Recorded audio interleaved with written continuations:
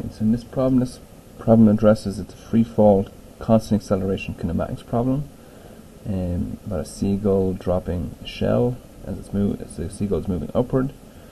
So again, ignoring air resistance and sort of moving straight upward, there are sort of words I'm looking for in terms of identifying it as a free fall constant acceleration kinematics problem. So if I sort of draw a small picture, assume this is the ground, set this to be y equals 0, and the shell is dropped. It then falls a distance of, this distance is 12.5 meters, and the seagull, when it drops the shell, is moving upward with a speed of 5.2 meters per second. So that also is the initial speed of the shell as it moves, as it's dropped. So this might be the difficult piece of this question. So the shell is moving with the gull, which means that according to an observer on the ground, the shell will have the same speed as the gull at all times, as long as the shell is in the gull's mouth. And then when it's dropped, it has that speed. So I know the shell is at rest relative to the gull, but what you're concerned with is the speed of the shell relative to an observer on the ground. So as it's dropped, it has that initial speed of 5.2 meters per second. The delta y, if we assume down is negative, the delta y, of course, is yf minus yi.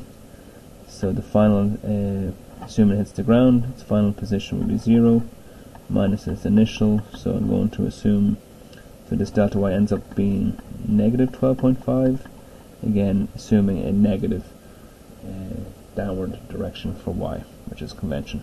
So again, we're trying to solve for the final speed of the shell, assuming it's in free fall.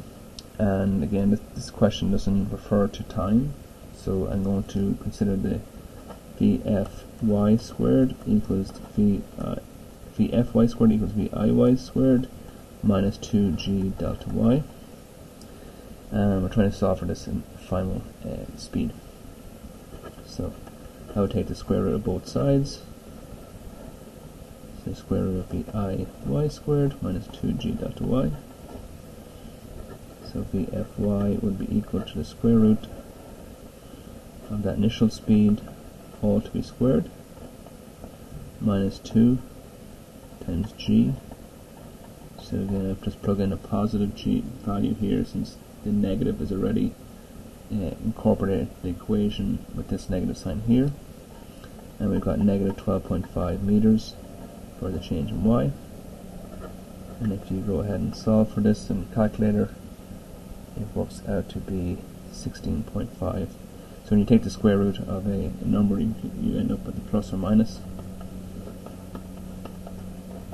So in this particular case, since we know that the shell is sort of moving towards the ground, we can sort of, we know that the velocity will be negative 16.5, the magnitude of that velocity will be equal to 16.5.